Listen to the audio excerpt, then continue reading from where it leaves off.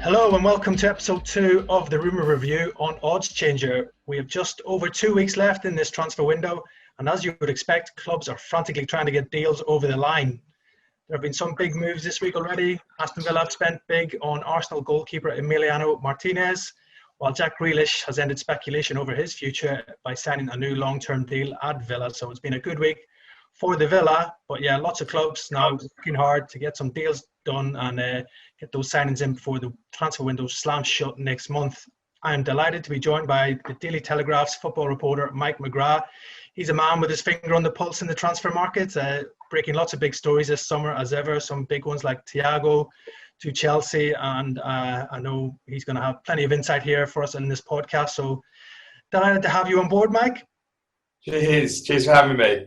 No worries, no problems. There's only one place to start, Mike, I suppose, and you helped break this transfer news. Gareth Bale, seemingly on his way back to Tottenham. This one's gathering pace as we speak.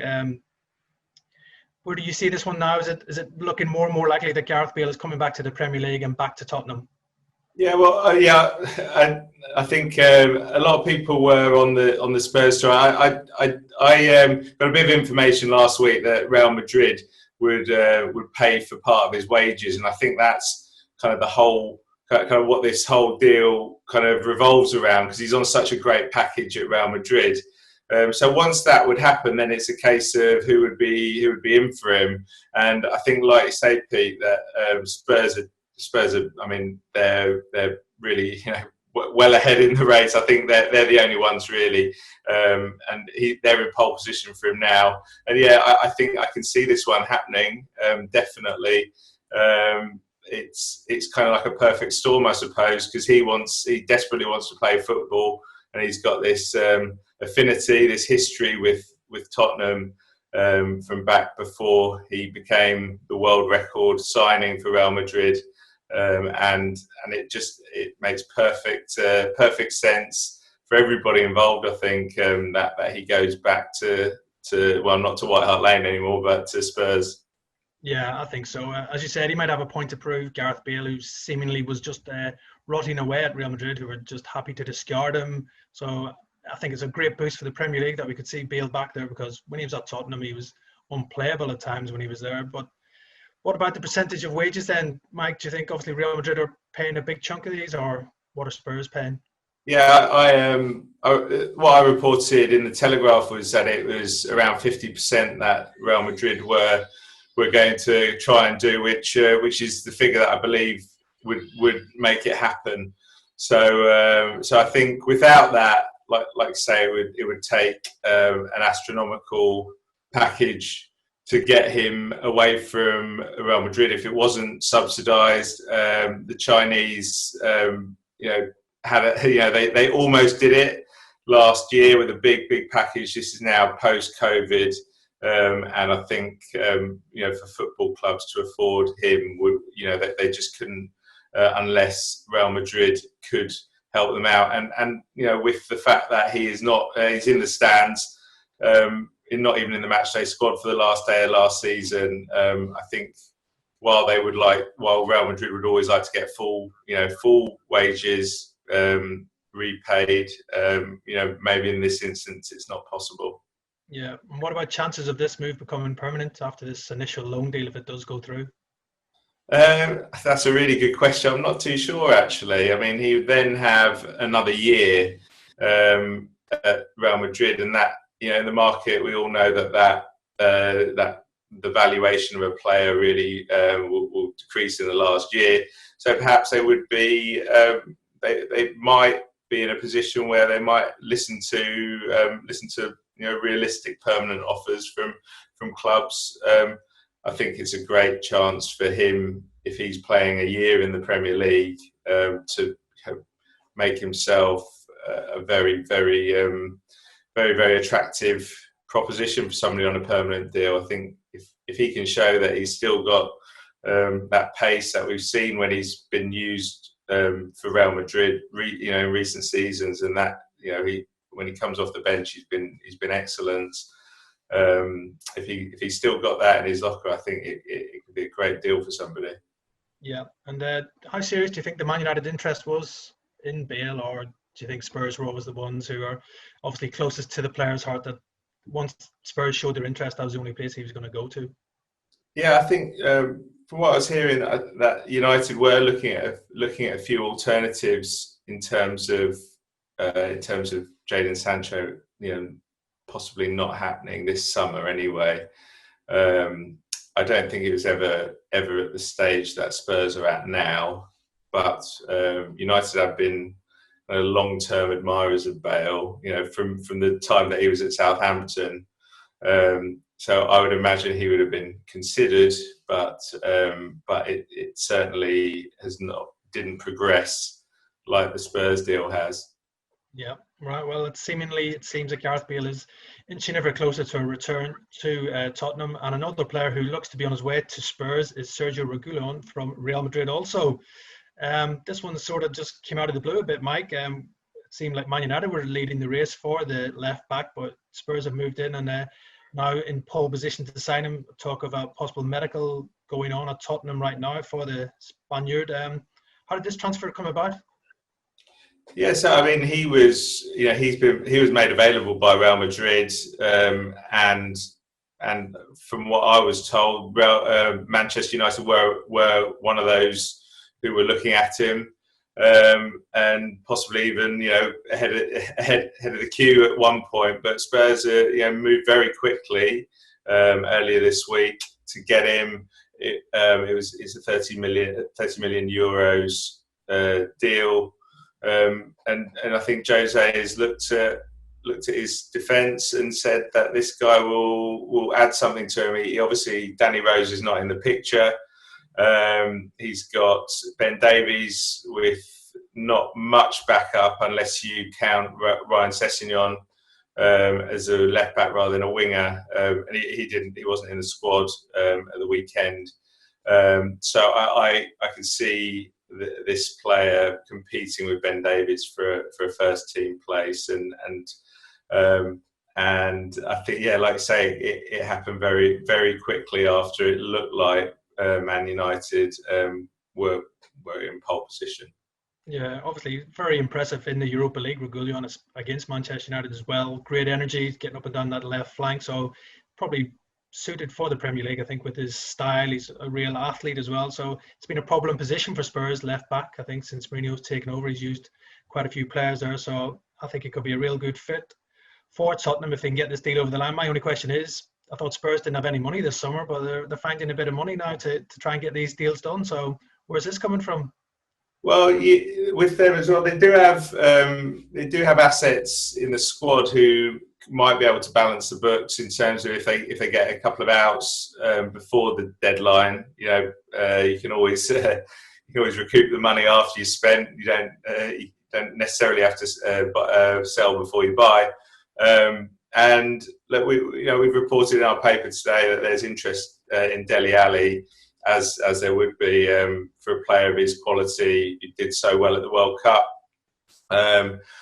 but perhaps is not. Would be one that Mourinho might listen to for a loan with a fee or for a potential sale, because it was fascinating viewing in the documentary him and Dele Alli and that relationship that they have, and that confrontational kind of way that Mourinho has, and is that something for Dele Alli, or maybe would he benefit from a season elsewhere? There certainly would be takers for him, I think, if Spurs did decide that he would be, he might be able to go. And obviously Danny Rose is still under contract, so there would be a fee for that.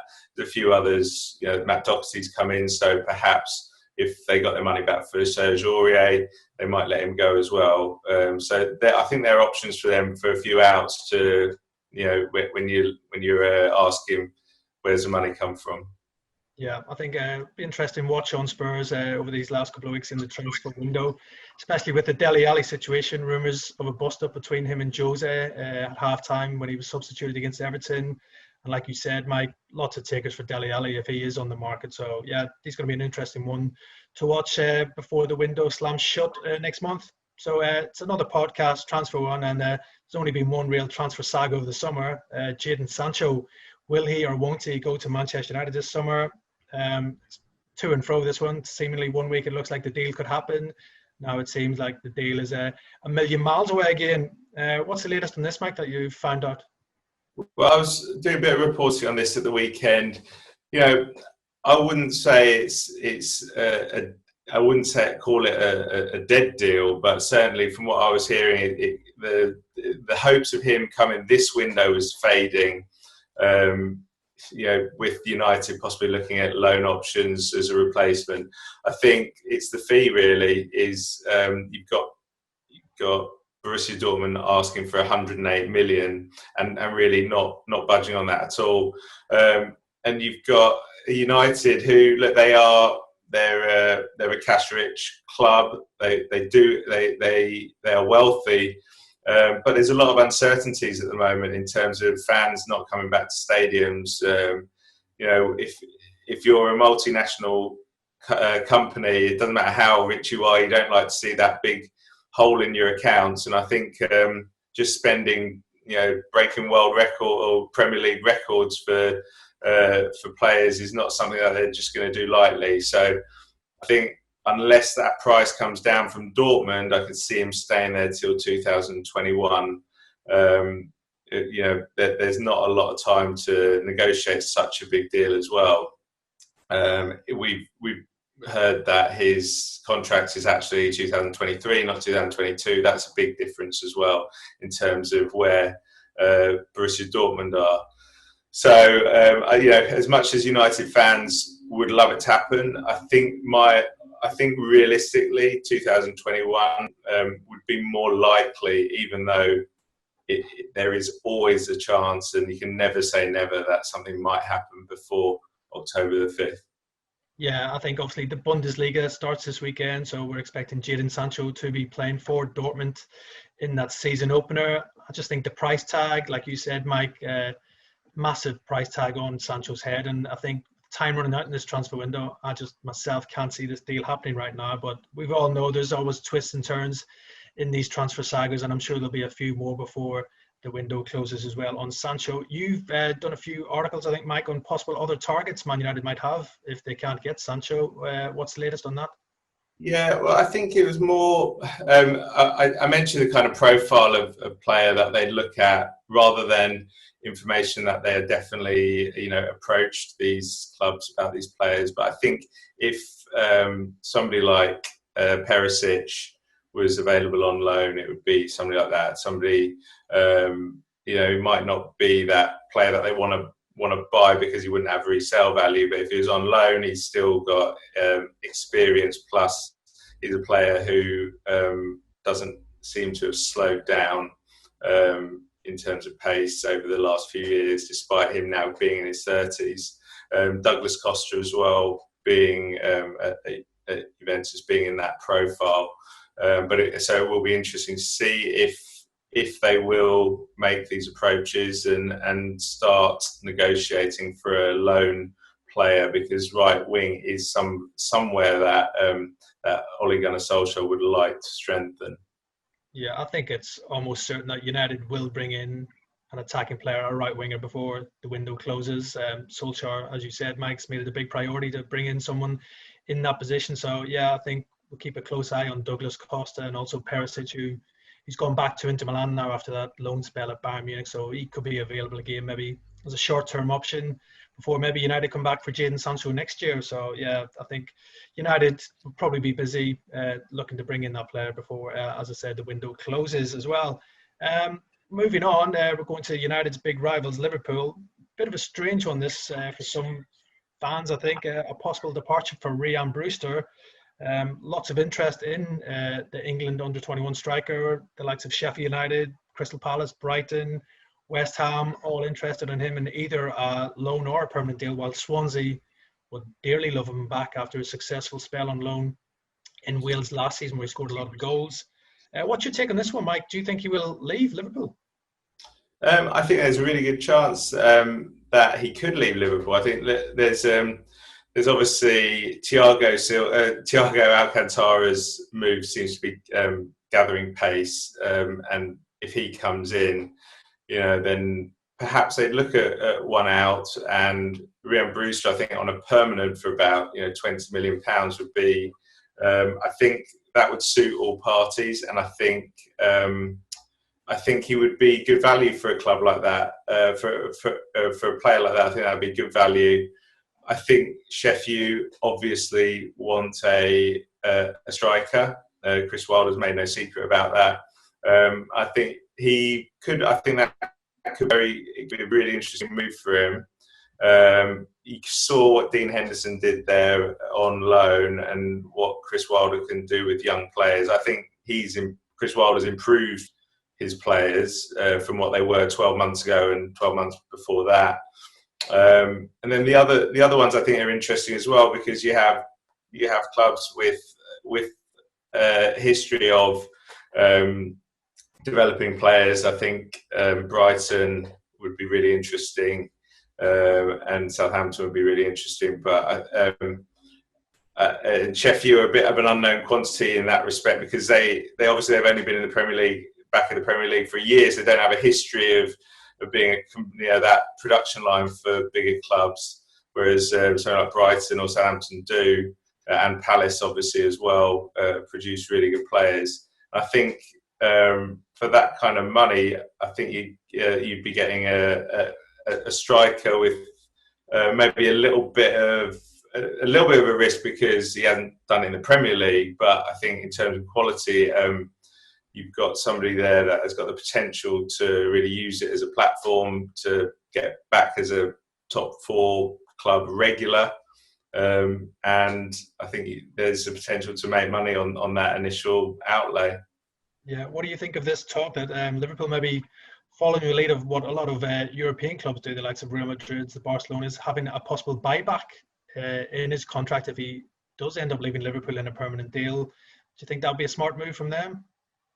I think so. I think we'll see that more often now coming up. You have Jadon Sancho leaving for $8 million 3 years ago, and now his value is soaring. I think you would definitely see more buyback options, or maybe first refusals. Would definitely work for the big clubs if they're saying to their youngsters, we will let you go get some experience somewhere else. I think United would probably have liked that as well, with Pogba, and some of the other players that they've looked to bring back, like Josh King in January, and some of their players have done so well after they leave the youth system. It certainly makes sense for big clubs to do that. Yeah, I think it's a bit of safeguarding for big clubs, just in case they do make any mistakes in the transfer window, by letting players who are maybe not necessarily in the team at a young age, they can sell them with a buyback clause, and then if they do go on and improve themselves at certain clubs, they can get them back for a set fee. So like you said, Mike, this is probably becoming the norm now, with especially the top clubs. So yeah, I think Rhian Brewster, another one to keep a close eye on in these last couple of weeks of the window, because he's not going to be short of options, I think, considering how well he did at Swansea, and Liverpool do rate him highly. So I think they'll be hoping to maybe raise money for any signings by selling him with this possible buyback in the future as well. So we're going to move on to another possible transfer that we think could happen. And I think you first broke the news of this one, Mike. Leeds' interest in Udinese's Rodrigo De Paul. That one's been gathering pace as well, a bit of social media this week as well, with the player himself openly stating he would be interested in a move to Leeds United before then deleting the tweet. So got lots of Leeds fans excited this one. Where's this one stand right now? Do you think this move can happen? Yeah, there's definite interest there, and if you do read into social media likes and deleted tweets, it seems that he's up for it as well, to be working under Bielsa, fellow Argentinian. It's often the dream of many players, and so look, from what I've been told, that the clubs have been talking, and it is a big deal in terms of money. So I think it's more than £25 million sterling. So it's not one that can that can happen really easily. I can see it rumbling on a little bit, but there's certainly interest there, and it's ongoing. And I think Leeds fans and I think Bielsa as well would be hopeful that they can get something done. I'm not hearing about any other alternative targets for that position. So they've got 2 and a bit weeks to thrash it out. Yeah, I think probably the only concern for Leeds fans and Marcelo Bielsa possibly is, I think there's quite a lot of competition for De Paul's signature. I think Juventus have been linked with him as well, and I think some clubs in Russia as well, and obviously they could probably pay the fee that Udinese are looking. But yeah, if he was to come to Leeds, it'd be a great addition to the side. And I think Leeds showed last week against Liverpool they're going to attack this Premier League as well. So I think he would be a great addition to that midfield as well for Bielsa. Yeah, I think that game at Anfield was, what a great, if you were looking to kind of publicise the club, what better game? It was a really, such a thrilling game, but also the way that they played. And I do think Bielsa's a big draw as well for players who are looking to move to the Premier League. We were speaking to Calvin Phillips, who over the international break, he says, he's actually in his office a lot, overseeing a lot of videos a lot, and sometimes you don't see him. When he does come out onto the pitch, he's a real presence. It reminded me a bit of stories you'd hear about Alex Ferguson. That I think for the chance for De Paul or other players, I think if the chance is there to work with him, it's definitely something that he's considering. And I think he'd be a really good addition as well. Hernandez, a lot goes through him. He's obviously a skillful player in attacking midfield position, kind of like number 10. I think that will really strengthen them in that position. Yeah, I think Leeds will be quite busy probably the final few weeks of this window. They've done some good business already with Robin Koch and Rodrigo, the Spain international, already in the door at Ellen Road. But I'd expect them maybe to build on that and bring in a few more players to strengthen the squad to try and ensure that they secure Premier League survival this season. So yeah, there's going to be lots of rumours and possible moves happening, Mike, in the last few weeks. Anything you're hearing right now of who's after who and what clubs are after certain targets? Well, I think with City, it's interesting because I think despite getting Nathan Ake, they're still in the market for a centre-back. One player that I've heard, I've just done a piece actually today, is at Seville. They've got a young French centre-back, Kounda, Jules Kounda, who's very highly rated. And one that they might have a look at. It's early stages, but if there's the right deal there, they might have a look at that one. Certainly he's in that price range, which they tend to go for, not above kind of 60, 70 million, with big potential to increase that value over time because he's very young. So I could definitely see City doing a centre back. I think it could be an exciting couple of weeks. A few surprises. Maybe Spurs would still go for a striker, even if they get Gareth Bale, they need somebody to kind of share the workload or at least help out Harry Kane and be a good squad member. So that's one that should happen as well. I think, like you said, there'll be plenty of twists and turns before the window closes, and still a lot of clubs trying to do business. And obviously, we've had the COVID restrictions, but maybe the finances not as big as previous years. But I think we'll still be in for an exciting end to this transfer window. But yeah, thanks for joining me this week, Mike. Great insight as ever, and keep breaking those big stories on the Telegraph. We're all watching your Twitter and everything else to see what's coming out there on the transfer front. But thank you for joining us, and thanks everyone for listening and watching the latest episode of the Rumour Review. We will be back next week with more transfer insight and more rumours and speculation. Thank you.